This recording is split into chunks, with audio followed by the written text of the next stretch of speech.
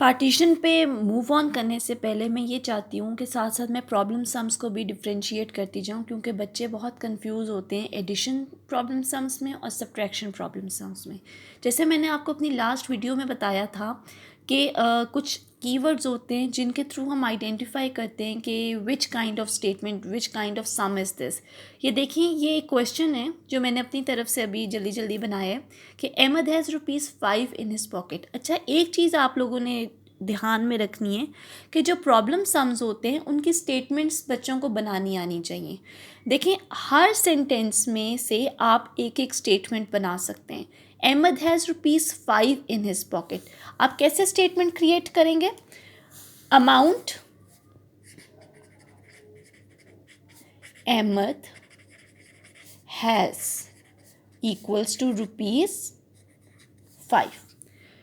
His father gave him ₹10 more. Now more is a keyword which identifies that this problem statement, this problem sum is of addition.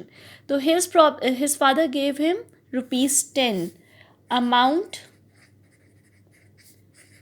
his father gave him.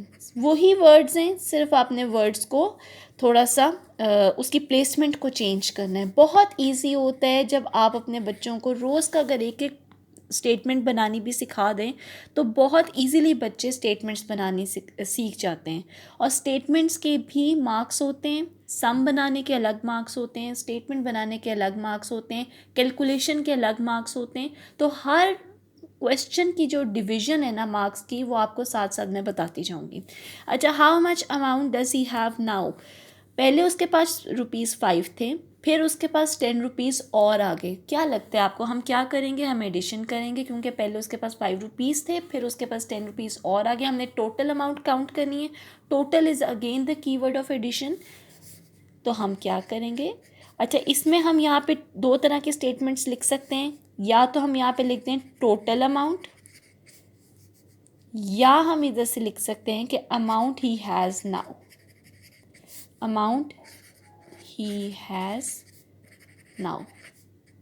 Both statements are correct. कुछ भी teacher गलत नहीं कर सकती हैं अगर आपका question का जो वे ऑफ सॉल्विंग है वो करेक्ट है।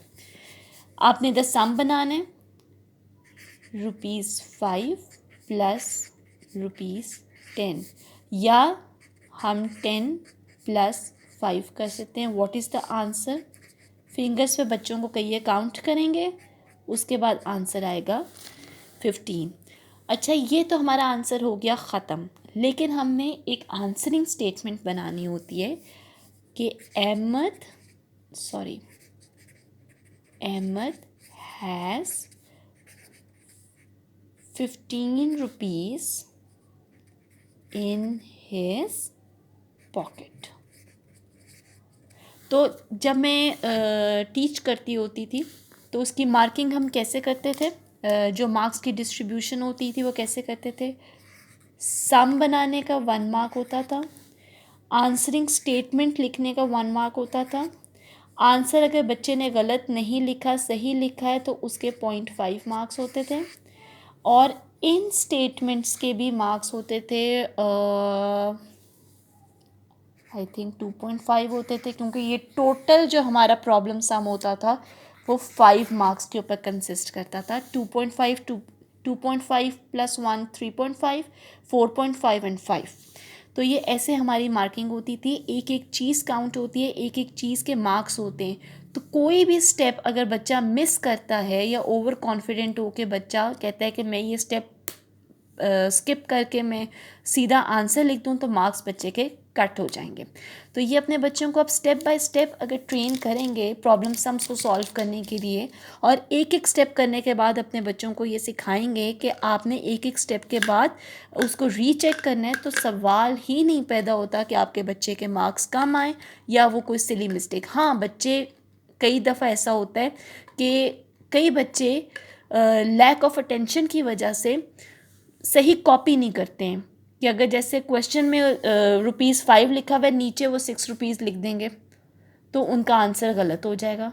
तो मैं तो बच्चों को यही कहती हूँ कि आंखें खोल के ध्यान से 2-2 दफ़ा क्वेश्चन पढ़ा करें और उसके बाद सॉल्व करना शुरू करें। यूजुअली स्कूल में जब टीचर्स डिस्ट्रीब्यूट करती हैं पेपर्स को, तो एक दफ़ा पूरा क्वेश्चन पेपर हम अलाउड होते हैं कि हम एक दफ़ा पूरा क्वेश्चन पेपर बच्चों को रीड आउट करके सुना दें। कई दफ़ा कोई वर्ड क्लियर नहीं होता, रीड नहीं करना आ रहा होता बच्चों को, तो हम बीइंग टीचर्स एक एक चीज़ का ईज़ देते हैं बच्चों को, लेकिन फिर भी बच्चों ने सॉल्व खुद ही करना होता है, हम उनकी हेल्प नहीं कर सकते ड्यूरिंग एग्ज़ाम्स। तो बच्चों को ये खुद ही से केयरलेस मिस्टेक्स को अवॉइड करना पड़ता है। तो ये केयरलेस मिस्टेक्स कैसे अवॉइड होंगी? एक तो आप ज़्यादा से ज़्यादा बच्चों को घर में प्रैक्टिस करवाएंगे, या उनको ज़रा साथ साथ उनको बताएंगे कि आपने यहाँ पे मिस्टेक किया है, इसको करेक्ट करें, केयरलेस मिस्टेक्स को अवॉइड करें। Thank you so much.